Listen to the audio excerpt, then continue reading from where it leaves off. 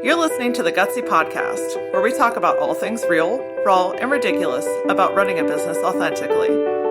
I'm Laura Wallace, also known as the Laura Aura, lover of all things inspirational, owner of Works Graphic Design, and your host on this journey through entrepreneurship. I'm here to help you get out of your head and back into action as a passionate business rock star. Tune in every Tuesday and Thursday as we fuel your gutsy.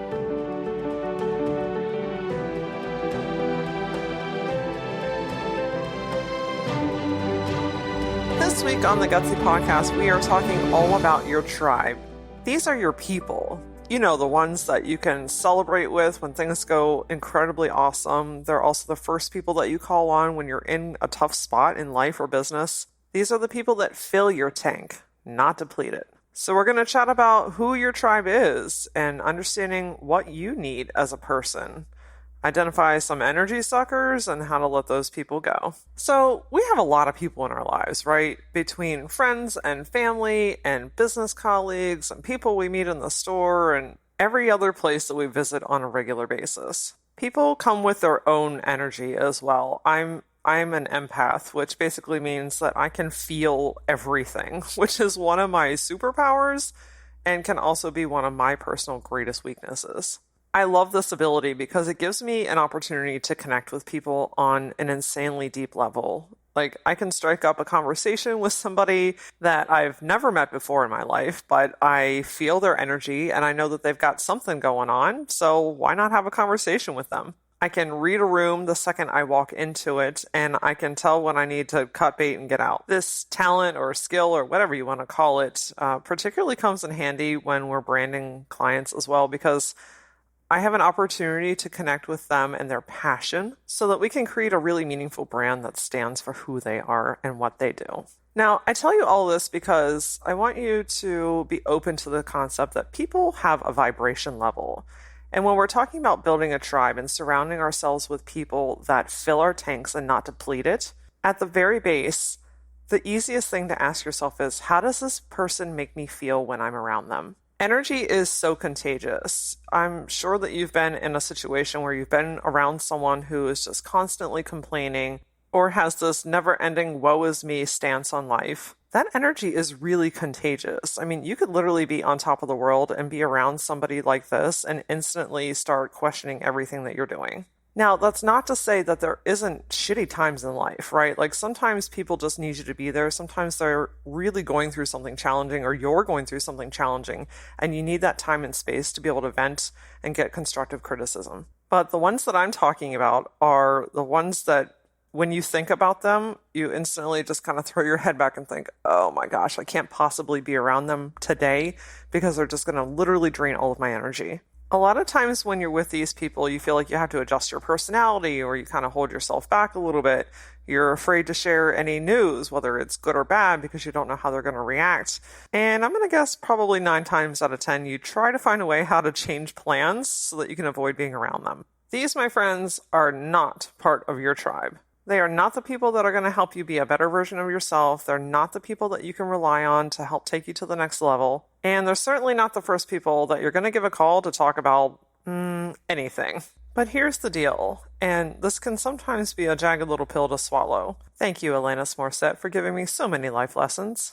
You don't have to accept this type of behavior in your life. It's going to happen. It's inevitable. You're going to come across someone, you can tell their energy is off, they make you feel kind of wonky. It's bound to happen, right? But I'm talking about the people that take up a permanent residence in your life. You have permission to protect your energy and choose who you spend your time with on a regular basis. Now, the $1 million question is always, so how do I do that? You start thinking, well, if I don't talk to them anymore, then I'm a jerk. Or if I brush them off, then they're going to think poorly of me. You're probably also not wanting to hurt their feelings. And that's a really good thing, because shedding toxic people out of your life is not intended to hurt anyone. It's really just intended to protect who you are. So what do? Send them a box of chocolates that says, it's not you, it's me? Or do you just go radio silent and not respond? The interesting thing about this is I have found that each relationship requires a different method. I don't think that there's a singular way to do this, guys. So as much as I would love to give you the recipe for how to rid toxic people from your life, I can't give you one single answer, but I can give you a few pointers that I personally have used and have found success and peace within my life. Keep in mind, these are not a one-size-fits-all type of scenarios. In one case, you may just start to drift apart. Things naturally evolve in relationships, and sometimes the communication just starts to get spread over time and time and time, and that relationship naturally fizzles its way out.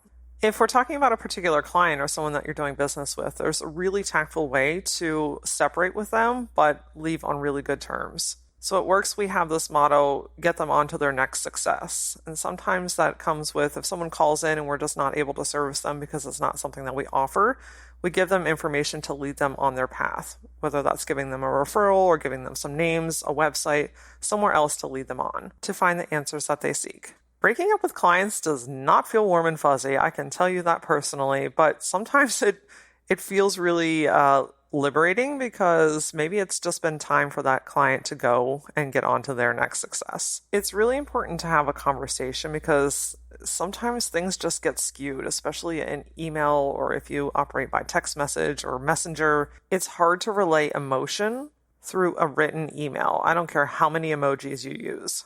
But know that it's okay. Client cycles come to an end as well. And if you take the mentality that you have provided something to them that led them to a certain place in their business where now they are set up to move on to something else, then you have left them in a really great position. And you can help them along their way by either supplying electronic files to them or giving them names and numbers to the next person that they could or should work with, providing a recap of all of the accomplishments that you guys had while you were working together, or simply just saying thank you and wishing them well in their journey. When we're talking about a client tribe, I think that a lot of times, especially in the early stages of business, we feel like we have to take on every person with every project, regardless if it aligns with who we are and what we're doing. And while you're building a business in the beginning and you do feel like you're just kind of grabbing straws, know that at some point you have the opportunity to say yes to things that blow your mind and make you insanely excited. And you also have the right to say no for things that don't align and clients that don't align. Because there's nothing worse than saying yes to something and then being miserable the entire freaking time. I have made this mistake more times than I even care to admit. And I've recently planted my feet very firmly in the ground to say, if it's not a hell yes, it's a no. Because if our clients are not part of our tribe, then we're not going to service them well, which means we're doing them a disservice. And that's not fair to either one of us. So I want you to think about your client base right now. Think about the people that are coming top of mind without even overthinking anything. Who are the people that just are not part of your client tribe? And what's the best way for you to help them get on to their next success? Because when you help move them on, you create this beautiful space within your own business that opens up doors to the right clients at the right time with the right opportunities. Now, the seemingly not so easy tribe to really dissect are your family members. Ugh, this one's hard, guys. Now, everyone has that uncle that talks insanely louder than everyone else on the planet, or that cousin or grandma that is the first to tell you, hey, you're not eating enough, or looks like you're really healthy, you're eating a lot. These types of people you can't change, right? Like, it just kind of is what it is. You limit your time with them and take everything that they say with a grain of salt. But again, then there are these staple people that make you feel less than stellar on a regular basis. One of the hardest things that I've ever done in my life was standing up for myself and my own energy against some of my family members. It doesn't feel great, and you start questioning yourself thinking, oh, they're my family, I should just get over it and allow this to continue. But I've learned that you don't. And just because family is blood or not does not mean that you have to tolerate toxic behavior in your life. In this particular scenario, I found talking about it helpful because I felt like by the time we got to the end of the relationship, I felt like I had done everything that I could possibly do to clear the air and have a healthy relationship. And sometimes just being honest with one another helps to solve the problem because we create scenarios in our head, we make up thoughts and feelings that we think that the other person is thinking or feeling.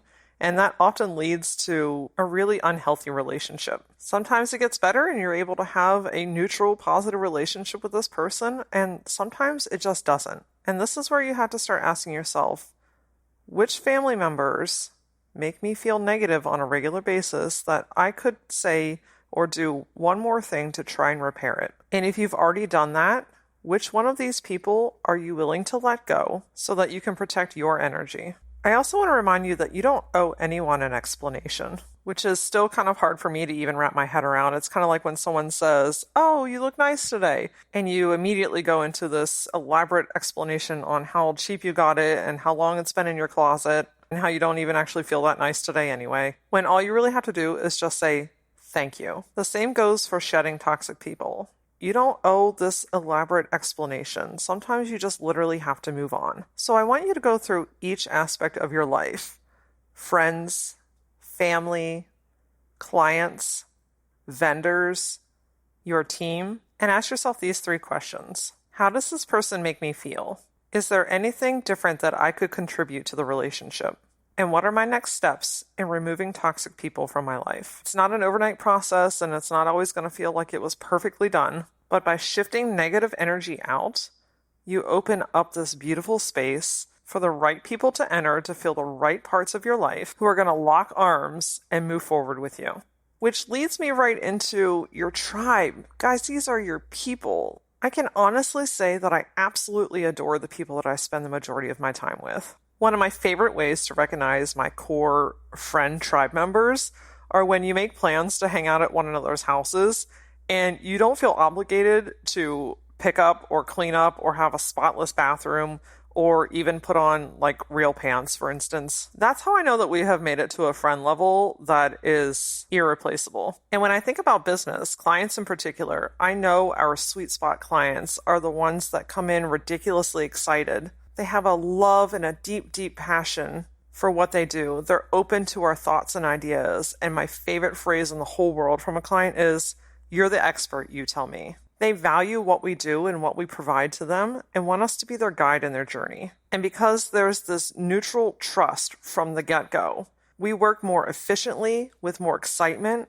and the passion just bleeds out into the paper that we're on. And when you're thinking about your tribe from a family standpoint, these are your go-to family members. When you're having a random Thursday night dinner or a Sunday Super Bowl party, this is the core group of people that always get together. You know that there's going to be tons of laughter involved, and you're going to leave feeling better than when you came. To me, one of my most important parts of my tribe is my team. When you have the right people in the right chairs, performing what they do absolutely best with a synergetic energy that is all aligned towards everyone moving forward at the same pace towards a common goal, you can literally make anything happen. You have to be just as much as their tribe as they have to be part of yours. A great team will get behind you and help you push any mountain out of the way, and will be the first ones to say, "How can I help?" And when you reach that goal together as a group, as a unit, the celebration, the happiness, the fulfillment is unparalleled to any other feeling. Think about a marching band in a parade. When everyone is literally marching to the beat of the drum, their steps are in sync, the tune is on point, all of their outfits match, you can just tell that they are all there together as a unit to reach the same common goal. And personally, I find it like emotionally overwhelming.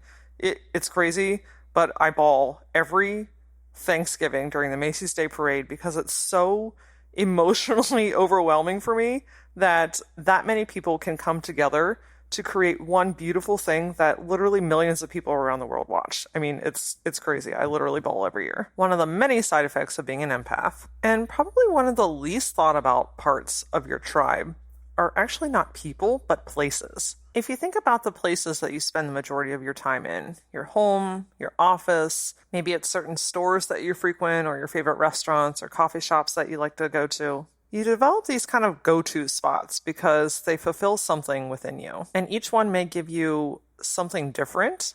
One place may energize you, so maybe you love to be outside in the woods. Maybe that fulfills a part of your body and mind. Maybe there's a special little quiet place tucked away in the corner of your house somewhere that's just calm and peaceful, and it really allows your mind to relax. Maybe there's a certain class at the gym that you love to take because it just really pumps you up and gives you the energy that you need to tackle the rest of the day. Whatever feeling you're looking for, there is a place for you to be able to achieve that.